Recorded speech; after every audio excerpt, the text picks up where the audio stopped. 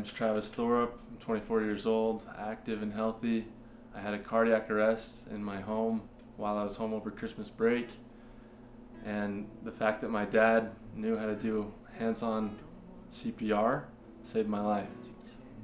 He was there, bystander CPR, able to help me. And how do you show someone that it feels wrong being without him? Hello, I'm Kathy Lovelace. And I'm Captain Jeremy Robertson with the Unified Fire Authority of Greater Salt Lake. Each year, more than 420,000 people in the United States experience sudden cardiac arrest. About 10,000 cardiac arrests occur while the victims are at work. These victims are your co-workers and team members, people you see and interact with every day. The loss of an employee can have a devastating effect on any workplace. Immediate treatment of sudden cardiac arrest can save your co-workers' lives. You are the pivotal piece in this process.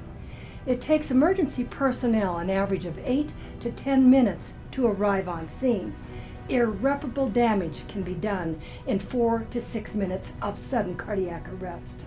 Your ability to recognize the sudden signs and perform proper hands-only chest compressions will increase your co-workers' chances of survival and their ability to return to a normal life. Recent statistics show that only 10% of these victims survive. You are now a part of a great campaign to change this fact. This life-saving campaign is called Push to Survive. With your efforts to learn these life-saving skills and other efforts being undertaken by fire and EMS agencies, law enforcement agencies, dispatch centers, and public health entities, we hope to save up to 50% of these victims. It has been done elsewhere, and we can do it in our organizations and in our community. I want to thank you for taking 10 minutes out of your workday to learn the 3 steps of CPR. You can save a life. All right, let's get started. Saving a life in these situations is a 3-step process. We call these the 3 C's: check, call, and compress. If you witness an adult suddenly collapse or hear them fall from nearby, the first step is to check if they are awake. Simply yelling, "Hey!" or gently tapping them will indicate whether they are conscious or not. No response equals not conscious. We need to check if they are breathing normally. Look at me. Look at the others in your group.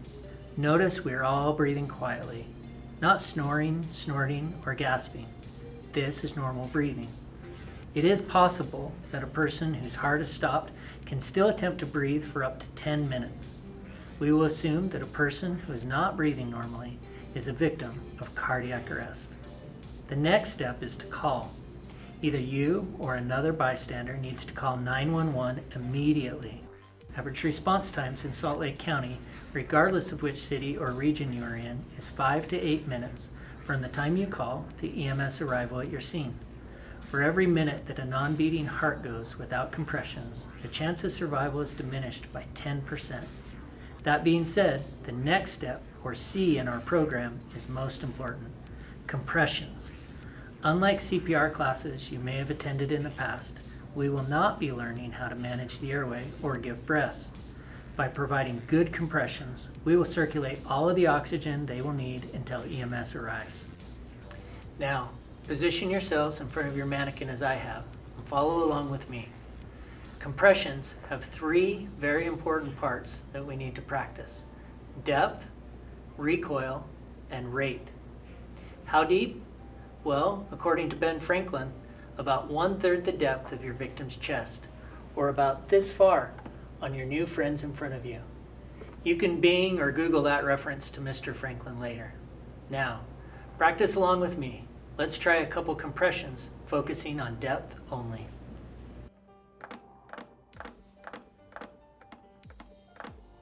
Next is recoil. In the past, you may have taken a CPR class where they taught, "Don't be a rocker." They lied. Rock on. This is the way to ensure full recoil of the chest and full refill of the heart with blood. Now, practice full recoil along with me as well.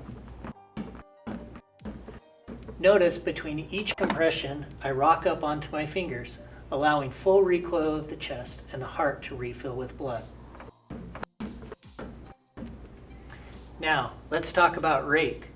We want to compress the heart 100 to 120 times per minute. But who needs numbers? Everyone likes music, especially really, really bad music, right? Let's rock.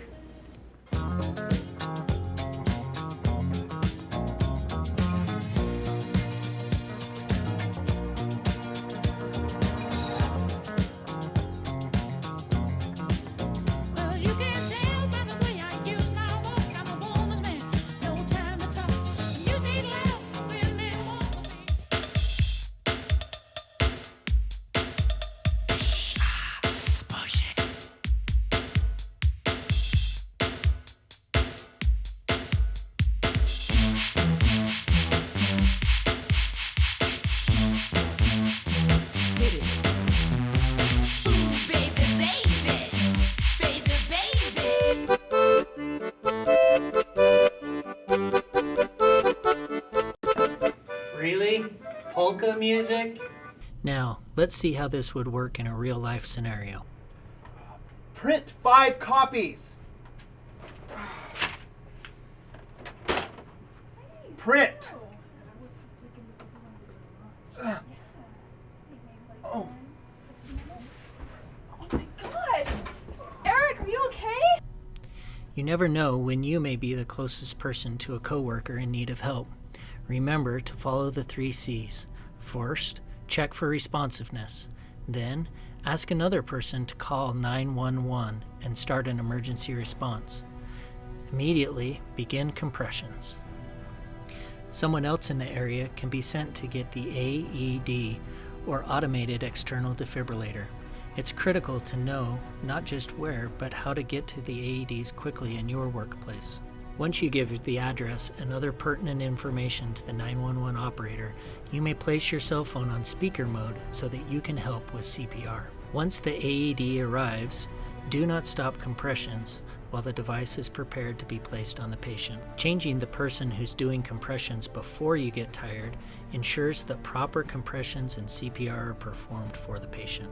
When preparing to transition between the person performing compressions, make sure you utilize a countdown.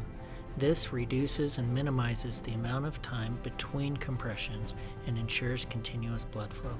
Once the AED is applied, follow the promptings given by the device.